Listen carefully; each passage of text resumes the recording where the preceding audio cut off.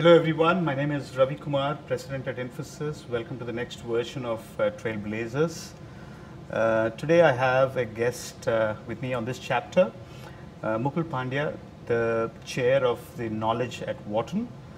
Mukul drives Knowledge at Wharton, which is kind of similar to what we see with the Harvard Business Review, the Sloan Business Review, but very different in many ways because it's an online version. Started in 1999, ideated, conceptualized, and actually executed by Mukul himself. Since then, he's been very passionate about Knowledge at Wharton.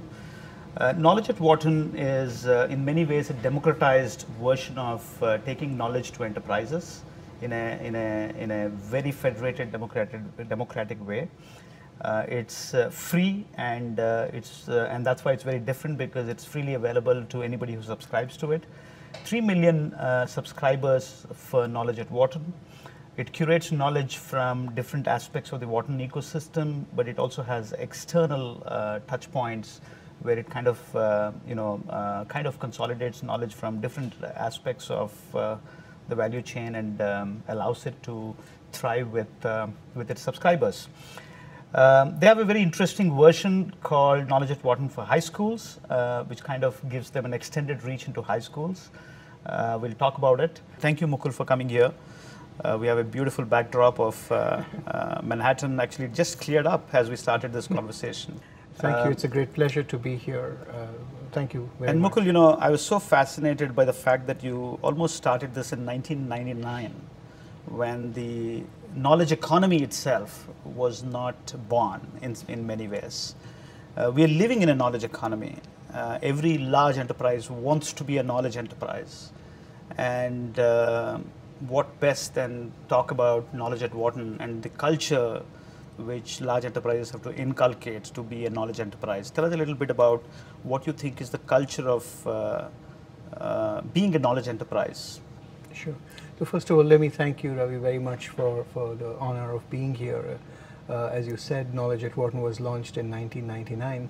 So this happens to be our 20th anniversary, and it was celebrated in May. Congratulations on that. Thank you, and it's such an honor, to be here talking to you about it. The one thing I would just clarify is that it was my idea for about 5 minutes. And after that, there was a whole team of colleagues and very bright people, both on the faculty as well as on the Knowledge at Wharton team and around the Wharton ecosystem, who really have made it what it is. Right. So it's really a collective effort rather than anything else. So great question about what really drives Knowledge at Wharton and some of the cultural aspects of it. And as I was thinking about what you were asking, I realized that we never set out to think about, okay, if this is what we want to do, this is what the kind of culture we need. We were trying to solve a very simple question, which is not unique to Wharton. I think every business school faces it, and to some degree, every academic institution faces it. And that is, every business school is an engine for knowledge creation. At Wharton, for example, there are academic departments, there are research centers. And there are about 240 faculty members at Wharton today. And they do research because the career progression in academia is driven by research. And the output of this research is working papers that are highly specialized, written by professors for other professors, and meant to be published in academic journals of record. And this creates a very interesting paradox. It is that there is a whole lot of knowledge creation going on, and it's about business, right, but it's not available in a form that is usable by business people. And consumed by businesses. Yeah, it's not available very easily to be consumable by businesses. And so in effect, it's almost like having a gold mine of intellectual capital, but it's not being mined. And not only is it not being mined, it's also not being minted and circulated in a way that can generate value. And so the challenge we faced was, how do you take this intellectual capital of one of the top business schools in the world and share this knowledge with people who want to learn, especially the business community?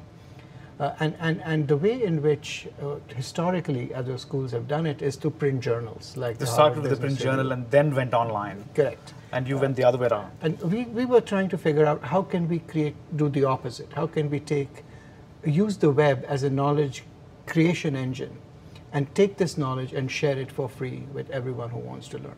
So the very first aspect that was required to do this was an insatiable hunger for knowledge. And I guess the other term for it would be curiosity. So where does knowledge reside in the school? It resides in the research papers that are being put out. It resides in the books that faculty write. It resides in the conferences that are held. It resides in the visitors, the CEOs and business government leaders who come to campus to speak to the students. But the most important source of knowledge that they have is the tacit knowledge that resides in the minds of the faculty. So if there is a major news development, even if they haven't articulated this knowledge in a formal way, you can ask them, what does this new business development mean? And they will tell you. And the ability to capture and tap into all these different forms of knowledge is what basically drove knowledge at Wharton. So if I were to highlight the 2 or 3 things that were, or maybe 4 things that were critical to do this, one was curiosity, as I said. The second is a culture of collaboration, because it would only work if everybody in the institution sort of participated in this effort. The third is very important to my heart, which is giving it for free to everyone who wants to learn. And there is an element of compassion. Yeah, and that requires a compassionate approach towards the world. Right. And towards learners who may never have the chance to come to Wharton, but who can still learn from it. And the last feature I would say is, as you put this knowledge out, one of the most important, interesting things that happens is it's not just Wharton telling the world, this is our expertise. It is the world telling Wharton, this is what is relevant from all the things you publish. This is what matters to us. And having the humility to keep learning from our readers. So these are, so the 4 aspects of the culture, I would say, if you want an acronym. That's terrific, actually. It was three C's and an H. It's curiosity, collaboration, compassion, and humility. Absolutely. I think these 4 aspects almost define a knowledge enterprise in the digital age. So very, very aptly you've articulated it. These 4 things really form the pillars of how new age digitally native companies work. Curiosity is so important. In fact, I keep calling this the age of problem finding versus problem solving. Exactly right. In exactly many right. ways. Yep. I want to tee up my second question about how the web, in many ways, and specifically knowledge at Wharton, which has been born online, has more bit-sized information, and that's your starting point to arouse curiosity, and then you go into details, unlike the print version, which goes into details first and then it kind of goes the other way around. And the second aspect is the formats of consumption have changed significantly. In fact, I did notice that Knowledge at Wharton ranks on the top podcasts. Yes. You do a radio program every day. Yeah. And you've kind of changed the way consumption of knowledge is. Tell us a little bit about that. Sure. So it's been a very interesting period of evolution, and you're exactly right that one of the most fascinating things, because my background is print journalism, and so for me just writing long form articles was just what I was trained to do. But on the web, I realized that you have the ability to offer content at different levels of depth to people. And they can then self-select whether it's relevant to them or not. So, and this was built into the original structure of Knowledge at Wharton, where the top tier of Knowledge at Wharton, so let's say if there was a professor who wrote an article or a research paper, a highly specialized research paper on how companies use derivatives. Let's say in the finance department, there's a professor who's done this. At the top level, we would just have a short paragraph summary with a catchy headline about what that research found. If you were interested, you could click on it, and then you can read an article in plain English written by a business journalist, not making an academic summary of that paper, but trying to understand, based on an interview with the professor, about why that research matters to a business executive who may have just 5 minutes to focus on it. So that's sort of the translation of academies into plain English. If you're interested in that, even more learning about that more deeply, you can click on a button, and you can open up a PDF of the entire research paper. So you get the entire 200 pages full of footnotes, equations, etc. And the fourth level of depth that you could go to is related web links for other research on that topic. So now in the world of print, this is almost impossible to do, but on the web, it's just click, click, click, click, and 4 clicks. And do you engage with the readers as well, so that you could cross-tabulate views and know about what the world is thinking about the topic versus what you're thinking about it, like you said. Yeah, absolutely. Is that a way to? For me, I mean, you hit the nail on the head, because for me, as a journalist who came out of the print world, this was one of the most fascinating aspects of online journalism. Because in the print world, you can publish an article in a print magazine, and the only feedback you have about whether an article was read or not is sort of the aggregate circulation numbers, whether they're going up or not. And so what happens over time is that the editor's interest becomes a proxy for the reader's interest. And there is a kind of arrogance that develops that, oh, if I'm interested, the editor, am interested in it, then obviously my readers will be interested. And there's absolutely no way of testing that assumption. But online, if you publish something thinking this is going to be, the top story of the 7 that we published today or the 5 we published today, this story is going to be number 1. You're going to be proved right or wrong very precisely, quickly, and brutally. And this is what is fascinating, because it's not so much what Wharton telling the world, this is what we know, but the world telling Wharton, this is what's relevant to what we know. And this has grown even more dramatically since we started podcasts. So Knowledge at Wharton launched podcasts back in 2006. And what kind of podcasts are these? So they were essentially of two kinds. You would be one of the first to do it if you've done it in 2006. But I don't know. Maybe within the business school world, we were probably among the first to do it. But it doesn't matter. The reason we did it was that we thought there would be some value if we had, say, a CEO, on campus, for somebody to actually not just read what the CEO said, but actually hear that person's voice, and hear even the emotional intonations, because that can give you some. It's a different way of learning. Right. The other thing we would do is we had somebody who would read every article. And so you had an audio version of every article available on the site, so that if somebody wanted to read Knowledge at Wharton, they could do that. Or if they wanted to listen to it, they could do that too. This has gotten ramped up very dramatically about 5 years ago, when Wharton started a business radio channel on Sirius XM, channel 132, called Business Radio, powered by the Wharton School. And the Knowledge at Wharton team produces 25% of the content for that channel. We have a daily radio show called Knowledge at Wharton Radio, in which we talk to 30 to 40 business experts every week on topics relating to current business issues. We talk to book authors about new books that have come out. And all these are then repurposed. Many of these are repurposed, turned into podcasts and distributed globally.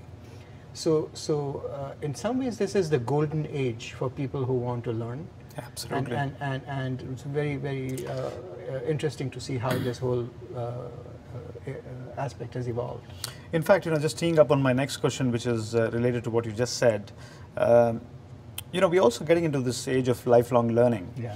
And what fascinated me as I was talking to you is about Knowledge at Wharton for high schools. Yeah. My personal belief is, in the digital age, schools, K-12 schools, have to be focused around teaching you how to learn, or learn to learn, and learn to unlearn. And the rest of your life, you learn because you're a lifelong learner, and the K-12 schools have enabled you to be a lifelong learner.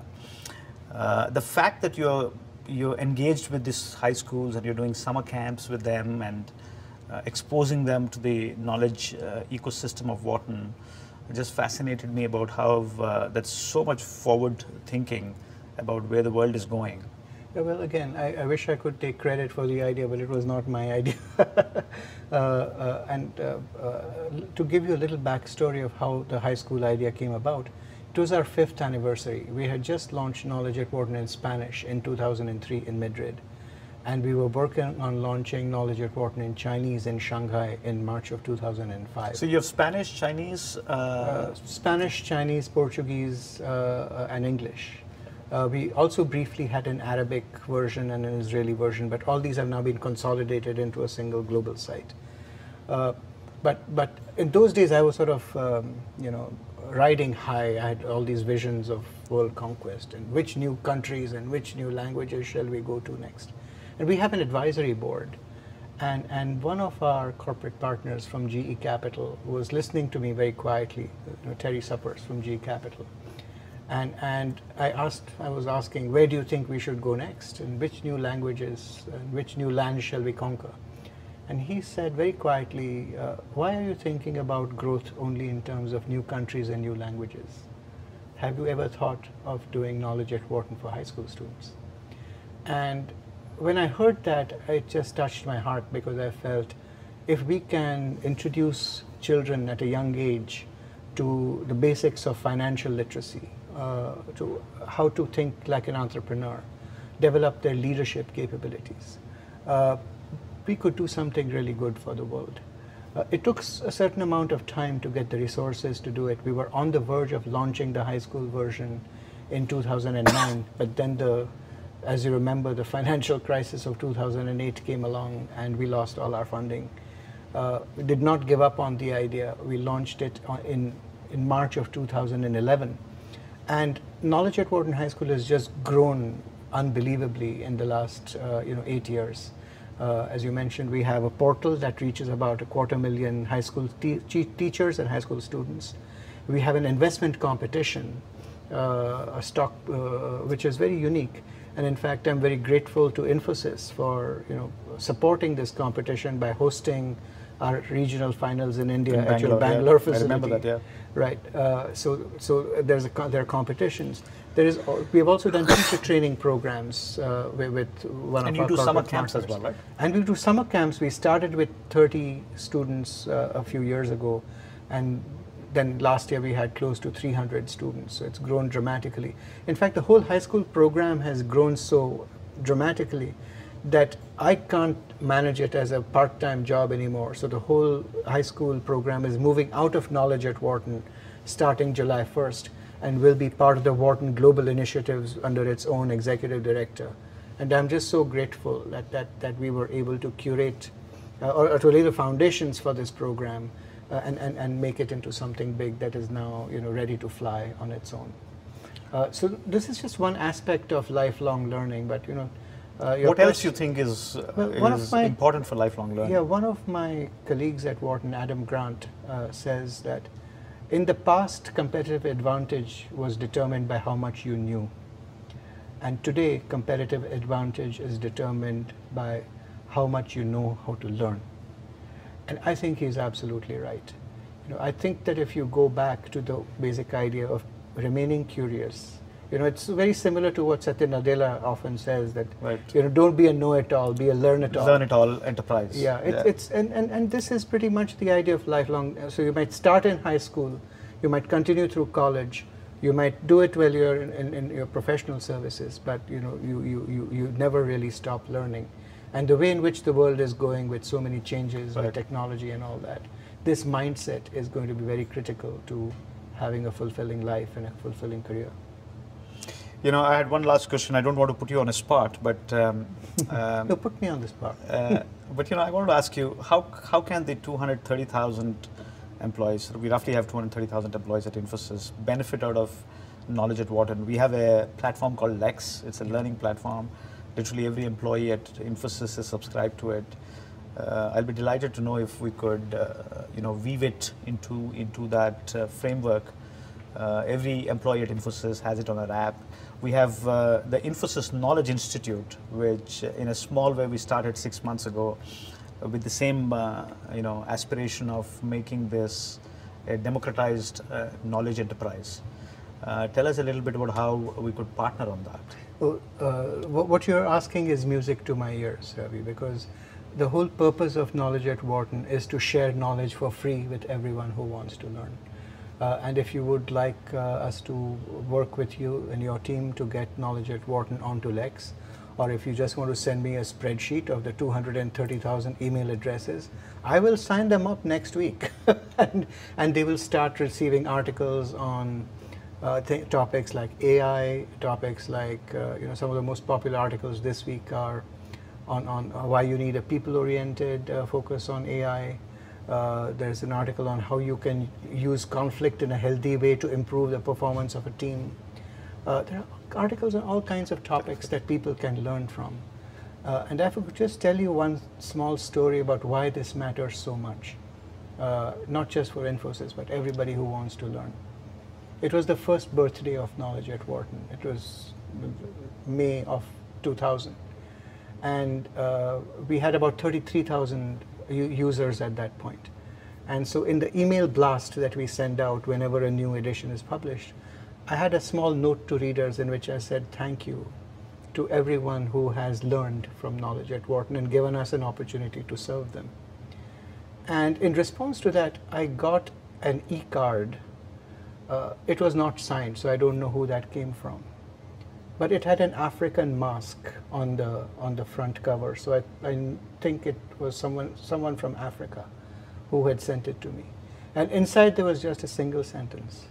It said, "Thank you for the opportunity to learn."